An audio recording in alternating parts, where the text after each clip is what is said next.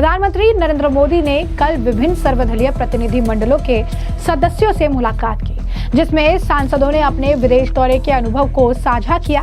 इस दौरान असदुद्दीन ओवैसी वहां मौजूद नजर नहीं आए, लेकिन अन्य जो लोग नजर आए जिन्होंने प्रधानमंत्री नरेंद्र मोदी से मुलाकात की, इस मुलाकात को लेकर उन्होंने बयान दिए हैं। कांग्रेस के सांसद शशि थरूर ने इस बैठक को बेहतरीन और एक अनौपचारिक बताया, जबकि मनीष तिवारी ने इसे खुली और अनौपचारिक चर्चा करार दिया। पीएम मोदी की शाम को यानी कल शाम को विभिन्न सर्वदलीय प्रतिनिधि मंडलों के सदस्य से मुलाकात हुई। इस पर कांग्रेस के सांसद से जब सवाल पूछा गया तो कांग्रेस सांसद शशि थरूर ने कहा कि प्रधानमंत्री का हम सभी के प्रति बहुत ही सौहार्दपूर्ण भाव था। उन्होंने इसे प्रतिनिधि मंडलों के लिए धन्यवाद देने का अवसर माना और वो बहुत ही विनम्रता के साथ 1 घंटे से अधिक समय तक हम सभी के साथ रहे। थरूर ने बताया कि प्रधानमंत्री ने लॉन में घूमते हुए विभिन्न टेबलों पर जाकर लोगों के अलग अलग समूहों से बातचीत की और सभी ने उनके अनौपचारिक तरीके से चर्चा की। ये कोई अनौपचारिक बैठक नहीं थी, बल्कि एक अच्छी, जीवंत अनौपचारिक मुलाकात थी। कांग्रेस नेता ने बताया कि जो लोग अपनी यात्रा की रिपोर्ट प्रधानमंत्री को देने वाले थे, उन्होंने भी औपचारिक रूप से रिपोर्ट पेश नहीं की। सभी ने कई विषयों पर चर्चा की। समय के साथ स्पष्ट हो जाएगा कि क्या क्या बातें साझा की गई। क्या कुछ कहना है शशि थरूर का, एक बार आप खुद सुनिए। I haven't seen the pictures yet, but he certainly was very, very pleasant to all of us. I think he saw this as an opportunity to thank the delegations for their service, and he was very pleasant. He spent more than an hour with all of us, an hour and a quarter. He walked around the lawn to different tables, talking to different groups of people. We all sort of chatted with him in a very informal way. It was not a formal meeting at all. There were no formal speeches, or even those of us who had given him our reports on the trip did not present those reports or speak to them particularly. But it was a good, lively, informal conversation. Anything specific he wanted to know or you shared with him? No, we all shared lots of things with him, and I'm sure that in the fullness of time some of this will be apparent. But one general proposition I've noticed is that in every country, people came back saying this was a very good idea. The countries appreciated having members of parliament come and visit them. And we all suggested we should make a practice of this more often, sending MPs to engage with legislators in other countries. And the Prime Minister certainly seemed to take that idea on board. It was his idea to begin with, but it was well received in other countries. ഞാൻ എഴുതി കൊടുത്തിട്ടുണ്ട് report. അല്ല, 2-3 പേര് report കൊടുക്കുന്നത് കണ്ടു. അത് ഞങ്ങള് സ്വന്തം സ്വയം ചെയ്ത് അവരാവശ്യപ്പെട്ടിട്ടല്ല. ഞങ്ങളുടെ അഭിപ്രായത്തിൽ എന്തൊക്കെയാണ് സംഭവിച്ചതെന്ന് പറയാൻ വേണ്ടി ചെയ്തതാണ്. മറ്റൊന്നേ, ഈ യുഎസിന്റെ മധ്യസ്ഥയിൽ രാഹുൽ ഗാന്ധി മഹാരാഷ്ട്രയിൽ പറഞ്ഞത് നരേന്ദ്ര സറണ്ടർ എന്നാണ് ഡൊണാൾഡ് ട്രംപ്. നോക്കൂ, ഞാൻ ദേശീയ വിവാദത്തിലൊന്നും ഇറങ്ങാൻ ആഗ്രഹിക്കുന്നില്ല. പക്ഷെ ഞങ്ങൾ അമേരിക്കയിൽ സ്പഷ്ടമായിട്ട് പറഞ്ഞു, ഞങ്ങളുടെ സന്ദേശം തുടക്കം മുതൽക്കേ സ്പഷ്ടമായിരുന്നു. അതെന്തായിരുന്നു? ഞങ്ങള് ഭീകരവാദികൾക്ക് ഒരു they have a price to pay എന്ന് ചൂണ്ടിക്കാണിക്കാൻ വേണ്ടിയിട്ടാണ് ഈ 6-ാം തീയതി 7-ാം തീയതി രാത്രി. അത് കഴിഞ്ഞിട്ട് നമ്മൾ പാകിസ്ഥാനിനോട് പറഞ്ഞു, ലോകത്തോടും പറഞ്ഞു, അവര് ഞങ്ങളെ അടിച്ചാൽ ഞങ്ങൾ തിരിച്ചടിക്കും, അവര് നിർത്തിയാൽ ഞങ്ങൾ നിർത്തും. അപ്പൊ ഞങ്ങളോട് മീഡിയേഷൻ ചെയ്യാനോ ഞങ്ങളെ പെർസുവേഡ് ചെയ്യാൻ ആവശ്യമുണ്ടെന്നില്ല. എല്ലാ ദിവസവും അതിന്റെ ബ്രീഫിംഗിൽ ഫോറിൻ സെക്രട്ടറിയും മിലിറ്ററി കാര്യങ്ങളും പറഞ്ഞിട്ടുണ്ടായിരുന്നത്. അപ്പൊ അവര് നിർത്തിയാൽ ഞങ്ങൾ നിർത്തും, അവർ നിർത്തിയാൽ ഞങ്ങൾ നിർത്തി, അത്രേ ഉള്ളൂ. ഈ പരാമർശങ്ങൾ ഈ സമയങ്ങളിൽ നല്ലതാണ്. ഇപ്പൊ എനിക്ക് ഇതിനെക്കുറിച്ചൊന്നും പറയാൻ വലിയ ആഗ്രഹമില്ല. നിങ്ങളുടെ ചോദ്യത്തിന് മറുപടി പറഞ്ഞു. എനിക്ക് പോകണം, വല്ലാതെ. तो जैसे कि आपने सुना, उन्होंने कहा कि हर देश ने ये विचार व्यक्त किया कि सांसदों का दौरा करना बहुत अच्छा कदम था। सभी ने सुझाव दिया कि इसे कई बार किया जाना चाहिए। प्रधानमंत्री ने इस विचार को गंभीरता से लिया है। वहीं कांग्रेस के सांसद और सर्वदलीय प्रतिनिधि मंडल के सदस्य मनीष तिवारी ने भी इसे अनौपचारिक और खुला संवाद बताया। उन्होंने बताया कि विभिन्न प्रतिनिधि मंडलों के सदस्यों ने प्रधानमंत्री के साथ अपने अनुभव साझा किए और प्रधानमंत्री ने सभी की बातें ध्यानपूर्वक सुनी। तिवारी ने कहा कि ये एक अनौपचारिक और खुली बातचीत थी। सबसे खास बात ये रही कि सभी ने विभिन्न देशों से प्राप्त जानकारियों को साझा किया। क्या कुछ और कहना है मनीष तिवारी का, सुनिए। देखिए, 7 प्रतिनिधि मंडल, जिसमें भारत के कूटनीतिक विशेषज्ञ भी शामिल थे और उसके साथ साथ विभिन्न राजनीतिक दलों के संसद में जो नुमाइंदे हैं वो भी उसका हिस्सा थे। उन्होंने जो अपनी बातचीत में पाया, जो उन्होंने संज्ञान में लिया, वो उन्होंने प्रधानमंत्री को बताया। प्रधानमंत्री ने गौर से सुना। बहुत ही एक इनफॉर्मल डिस्कशन थी और इससे जो मसौदा अलग अलग प्रतिनिधि मंडलों ने इकट्ठा किया था, क्योंकि सभी लोग 10 दिन बाहर लगा के आए हैं और बहुत सारे लोगों से मिलके आए हैं और विभिन्न स्तरों पे मिलके आए हैं, उस सब का एक जो सटीक सार था वो आज लोगों ने एक दूसरे से भी उसके बारे में बात की, प्रधानमंत्री से भी बात की। देखिए, ऐसा है कि प्रतिनिधि मंडलों ने जो अपनी बातचीत में लोगों को अवगत कराया, जो उन्होंने अपने संज्ञान में लिया, उसके ऊपर चर्चा हुई और अब ये भारत के विदेश मंत्रालय पे निर्भर करता है, क्योंकि कूटनीति कोई T20 का मैच नहीं है और अब ये विदेश मंत्रालय के ऊपर निर्भर करता है कि जो पौधे ये प्रतिनिधिमंडल लगा के आए हैं कि पाकिस्तान को अंतर्राष्ट्रीय स्तर के ऊपर राष्ट्रों की मुख्य धारा से अलग किया जाए, उसको वो कैसे आगे लेके जाएंगे। तो जैसे कि आपने उनका बयान सुना, उन्होंने बताया कि प्रधानमंत्री ने भी अपने विचार व्यक्त किए। ये बैठक अनौपचारिक लेकिन सार्थक रही। तिवारी ने कहा कि विभिन्न प्रतिनिधि मंडलों ने दुनिया भर में कुछ बीज बोए हैं।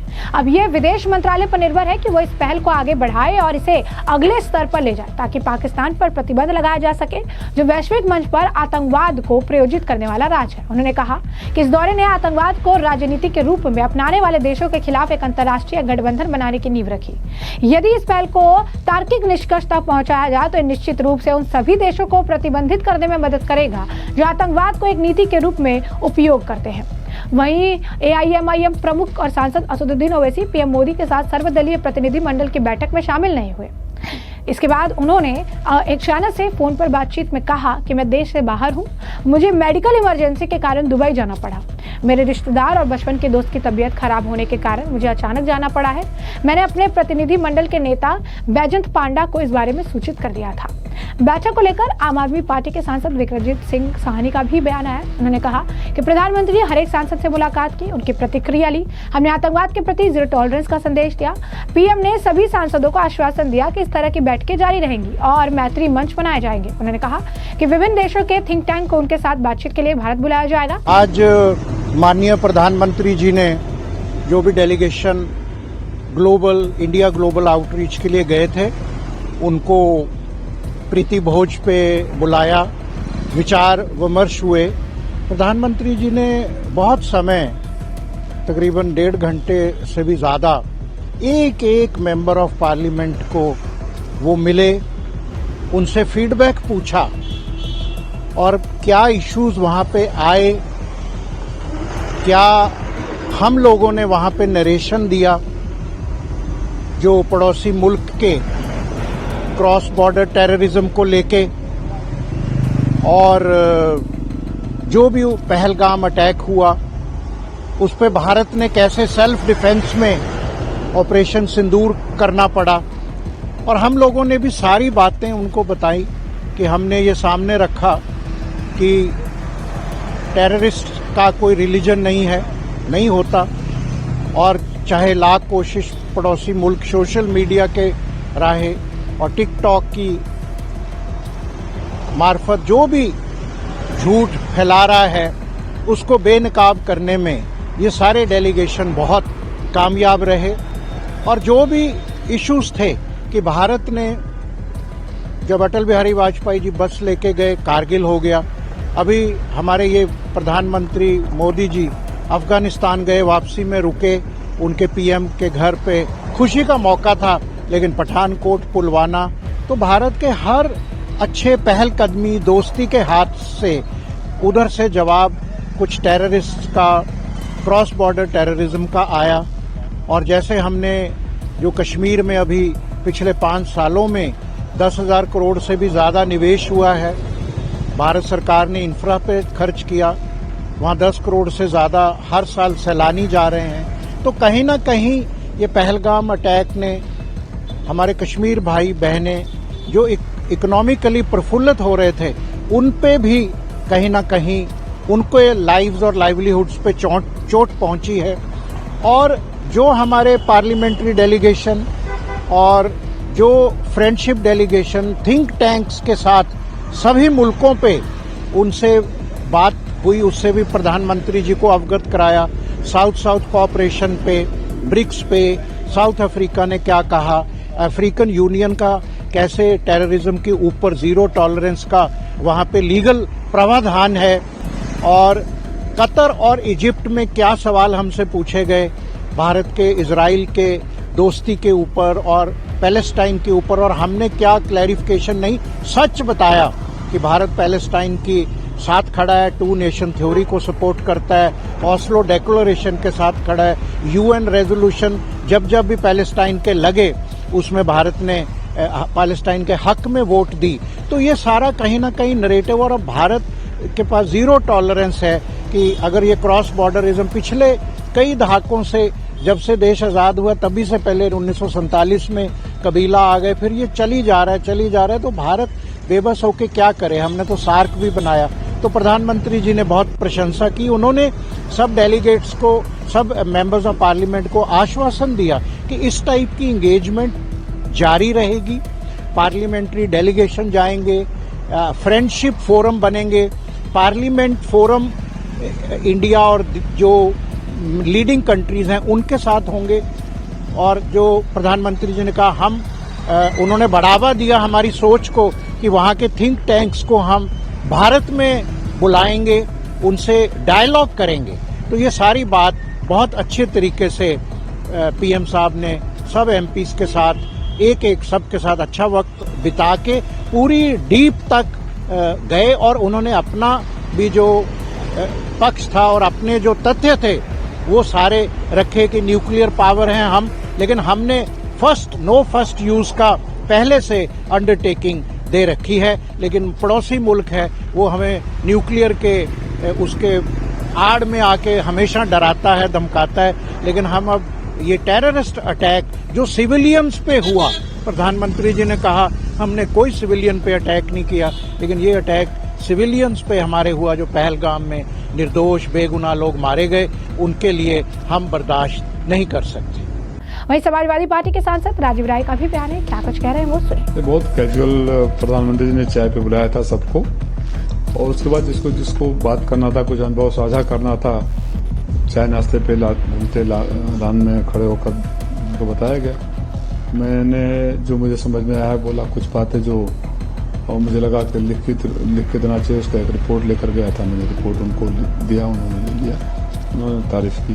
और वो तो बात हो गई ना पुरानी, नई बात तो किया नहीं। जब आया तो बताया कि उनके झूठ के क्यों हमें ऑपरेशन से दूर करना पड़ा, पाकिस्तान कैसे आतंकवादियों को प्रश्रय देता है, वहां की सेना कैसे आतंकवादियों को संरक्षण देती है, कैसे हम एक ही साथ पैदा होकर दुनिया का सबसे बड़ा लोकतांत्रिक देश बन गए, वो सबसे बड़ा आतंकी देश बन गया, और कितनी सख्त जरूरत है पाकिस्तान को आइसोलेट करने के लिए, आतंकवाद से बचने के लिए। ये सब बातें थी। तो जिन देशों में आप गए उनकी तरफ से कैसा रिस्पॉन्स रहा? देखो, कोई देश ऐसा नहीं कहा कि हम आतंकवाद का समर्थन करते न करेगा। सबने घटना की निंदा की और आतंकवाद के खिलाफ लड़ाई में साथ होने का वादा किया। तो जैसे कि आपने उनका बयान सुना, उन्होंने कहा कि प्रधानमंत्री के साथ एक बहुत ही अनौपचारिक मुलाकात थी। मैंने एक रिपोर्ट तैयार की थी जिसे मैंने उन्हें प्रस्तुत किया। उन्होंने इसकी सराहना की। हमने जिन देशों का दौरा किया उन सभी ने ऐसा घटना यानी पहलगाम आतंक हमले की निंदा की और आतंकवाद के खिलाफ लड़ाई में भारत को समर्थन देने का वादा किया है। वहीं आपको बता दें कि एकनाथ शिंदे के बेटे और शिवसेना से सांसद श्रीकांत शिंदे का भी बयान सामने आया। क्या कुछ कहना उनका सुन। आज प्रधानमंत्री मोदी जी के साथ सातों डेलीगेशंस की एक इनफॉर्मल बैठक थी, चर्चा थी। इस चर्चा में अलग अलग डेलीगेशंस के लोगों से सभी से प्रधानमंत्री जी ने बातचीत की। ये इनफॉर्मल स्वरूप का एक डिस्कशन था। 1 घंटा प्रधानमंत्री जी ने पूरे डेलीगेशन को दिया। इसमें डेलीगेशंस के हेड हो या अलग अलग मेंबर्स हो, इन सब से कैसी परिस्थिति थी जिस देश में वो गए, क्या अनुभव था, ये अनुभव साझा करने का एक मौका आज था। सभी लोगों ने उनका अनुभव बताया, किस प्रकार से रिस्पांस था हर एक देश का, भारत के प्रति, प्रधानमंत्री जी के प्रति, ये उनका अनुभव सभी डेलीगेशन ने उनको बताया और सभी डेलीगेशन ने एक बात रखी कि इस प्रकार का जो इंटरैक्शन है बायलैटरल, वो अगर चलता रहा तो इससे भारत का भी फायदा होगा, हमारे संबंध बाकी देशों के साथ अच्छे होंगे। ये प्रधानमंत्री जी ने अप्रिशिएट किया और उन्होंने भी कहा कि ऐसे जो इंटरैक्शंस है वो इंटरैक्शंस अलग अलग देशों के साथ होने चाहिए, जिससे भारत के संबंध और कई देशों से अच्छे हो सके। और जो टेररिज्म का मैसेज था, जीरो टॉलरेंस अगेंस्ट टेररिज्म, वो सभी देशों ने अच्छी तरीके से अप्रिशिएट किया। आज जो लोग डेलीगेशंस आए थे उन्होंने कहा कि सभी देशों ने यह अप्रिशिएट किया कि भारत ऐसा पहला देश था, ऐसे पहले प्रधानमंत्री थे जिन्होंने ऐसे अलग अलग डेलीगेशंस अलग अलग देशों में भेजे। और सबसे बड़ी बात ये थी कि हर डेलीगेशन में सभी पार्टी के, सत्ताधारी पक्ष के भी और ऑपोजिशन पार्टी के भी सभी सांसद एक साथ थे, वो एक ही आवाज में बात कर रहे थे। ये मैसेज बहुत बढ़िया बाकी देशों में गया है। जी सर, आपकी डेलीगेशन की बात करें तो आपकी डेलीगेशन की क्या रिपोर्ट अपने पीएम मोदी को दी और उनका क्या रिस्पॉन्स है? मुझे लगता है कि प्रधानमंत्री मोदी जी क्लोजली ऑब्जर्व ये पूरा मूवमेंट कर रहे थे, कौन से देश में हम जा रहे हैं, किस प्रकार से हमें रिस्पांस मिल रहा है। तो हमारा जो कुछ व्यू था उस देश के बारे में या हमारा अवलोकन था वो हमने पीएमओ को भी दिया है और मोदी जी को भी कहा कि अफ्रीका देशों से संबंध और हमें बढ़ाने चाहिए कि जिससे हम वो अफ्रीका देशों के साथ बायलैटरल ट्रेड तो कर रहे हैं, लेकिन अगर हम और करें उनके साथ बायलैटरल ट्रेड में भी इन्वेस्टमेंट, तो ये सारे छोटे छोटे देश भी भारत के साथ हर समय खड़े रहेंगे। जैसे कि आपने उनका बयान सुना, उन्होंने कहा कि मोदी जी सबसे मिले, उन्होंने 1 घंटे का लंबा समय जो है उन्होंने सारे डेलीगेशंस को दिया, जितने भी डेलीगेशंस के मेंबर थे उन्होंने उनके साथ अपने एक्सपीरियंस को साझा किया है और उन्होंने ये भी कहा कि इस तरीके की डेलीगेशन मीटिंग को जो है वो आगे भी कंटिन्यू करेंगे, ये देश के लिए काफ़ी ज़्यादा फायदेमंद रहेगा। सारी जो है जहाँ भी हम गए वहाँ पर कंट्रीज़ ने इस बात को अप्रिशिएट किया कि हम जीरो टॉलरेंस की नीति अपना रहे हैं। वहीं इस डेलीगेशन मीटिंग को लेकर बीजेपी के एमपी गुलाम अली खटाना का बयान भी है। क्या कुछ कहना है गुलाम अली खटाना का, सुनिए। प्रधानमंत्री जी पॉपुलर रहनुमा है दुनिया के और भारत के लोगों ने भारतीय जनता पार्टी को मौका दिया है, जिनकी रहनुमाई नरेंद्र मोदी जी कर रहे हैं। और जो एक ना होने वाली घटना पहलगाम में हुई थी, इनोसेंट किलिंग, उसके बाद ऑपरेशन सिंदूर के तहत जो पाकिस्तान में टेररिज्म के इंफ्रास्ट्रक्चर को निस्तो नबूद किया, उसके बाद सफारती लेवल पे 7 वफद भेजे थे। उसमें पार्लियामेंटेरियन थे, सीनियर लीडर थे, फॉरेन ऑफिस के स्ट्रेटेजिक लोग थे और अपनी अपनी बात रखी है। और पाकिस्तान के जो निकाब है उसने एक साइड बॉल लेके मांगता है, भूखमरी है, एक साइड वहाँ के जर्नलों ने जमहूरियत का गला घोंटा है और अपने आप को जर्नल वहाँ रेलेवेंस रखने के लिए सारी हरकतें करते हैं। पानी देते हैं हम 80%, वापसी में हमें वो देते हैं गोले, ड्रोन, ड्रग्स, बताया दुनिया को। आपकी तरफ कोई इंटरेक्शन के दौरान कुछ बात? ये अच्छा इंटरेक्शन मिलने से लोगों को बात जाती है। डायस्पोरा में बात किया, प्रेस में मीट में, पार्लियामेंटेरियन जो फ्रेंडशिप ग्रुप्स के लोग हैं, पार्लियामेंटेरियन होते हैं, उनके दोनों हाउसेस के लोग होते हैं, विदेश मंत्रालय होता है, बात नीचे जाती है, प्रेस क्वेश्चन करती है, उससे और चीज़ें बाहर आती हैं। लोग 1 to 1 लंच पे, डिनर पे, नाश्ते पे, वहाँ कल्चर है और बात रखी है। और भारत के से बहुत उम्मीदें जुड़ी हैं यूरोप की और वो बिजनेस पार्टनरशिप भी बनाना चाहते हैं और पाकिस्तान का कला कमा करेंगे, वो हमने बात रखी है अपनी। उनका जो रुख, उनका कुछ वक्तव्य तो खुश थे और बड़े ध्यान से सुन रहे थे और खासकर अपोजिशन के एमपीज और डाइवर्स एमपी और सबको उन्होंने फॉर्मल पूछा, क्या हाल है, आप कैसे रहे, आपने कोई दिक्कत नहीं रही, कैसी बात रखी, और अप्रिशिएट कर रहे थे कि आपने भारत की बात को रखा। जी, अब दल में ही तो विपक्ष के भी हमने कई नेता देखे जिनका काफ़ी पॉजिटिव रुख रहा, चाहे शशि थरूर हों या सलमान खुर्शीद हों, लेकिन कई विपक्षी नेता ऐसे भी हैं जो कई तरह की बातें जैसे करते हैं। जैसे ममता बनर्जी ने ही आज कह दिया कि अभी तक वो जो आतंकी है वो नहीं पकड़े गए हैं, सवाल उठाने वाली बात। तो अगर आप इस पर कोई प्रतिक्रिया नहीं, देश में जब हम होते हैं, हमारा डाइवर्स पॉलिटिकल वो है, हमारे यहाँ अपोजिशन है, यहाँ हम आपस में आइडियोलॉजी अलग अलग है, लड़ते भी हैं, लेकिन जब देश से बाहर जाते हैं तो लोग भारत को ही रिप्रेजेंट करते हैं और सभी पॉलिटिकल पार्टीज के लोगों ने बात रखी है भारत की।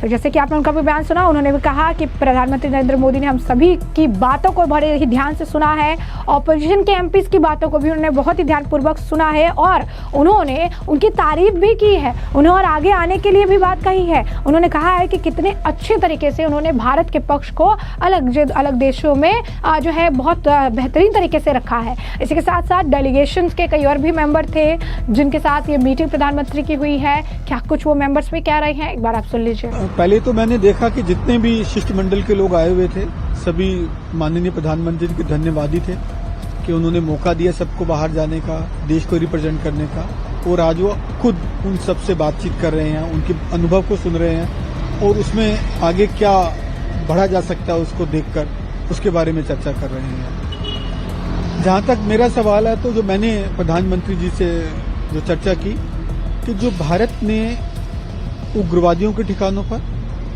उनके सैनिक ठिकानों पर या उनके परमाणु ठिकानों पर जो सटीक प्रहार किया, 1 मीटर की प्रिसीशन के साथ जो प्रहार किया, उससे भारत की आर्टिफिशियल इंटेलिजेंस की चर्चा पूरी दुनिया में फैल गई है। जहां जिन देशों में मैं गया वो उस चीज से चिंतित भी थे कि भारत सुपर पावर बनने जा रहा है तीसरी, और साथ साथ हमारी तरफ देख भी रहे थे कि कल को जब उनको जरूरत पड़ेगी वो भारत से ही मिलेगा। तो जो भारत की आर्टिफिशियल इंटेलिजेंस में, सॉफ्टवेयर डेवलपमेंट में जो नया परचम भारत फहराने जा रहा है वो भारत को आने वाले समय में बहुत ऊपर ले जाएगा, दुनिया की तीसरी ताकत के रूप में पेश करेगा। हमारी इकोनॉमी तो पहले ही तीसरी होने वाली है। तो ये बात जब प्रधानमंत्री जी को मैंने कही, उन्होंने इस बात का अनुमोदन किया, उनको पसंद आई ये बात और उन्होंने इस पर और चर्चा की और आगे का उन्होंने सोचा कि इसको हम आगे और कैसे ऊपर ले जा सकते हैं, इसके बारे में विचार करने का उन्होंने आश्वासन दिया। तो ऐसे में आपने तमाम बयान सुने हैं और इस मामले पर अब आपकी जो राय हो कमेंट सेक्शन में कमेंट करके जरूर साझा करिएगा। धन्यवाद।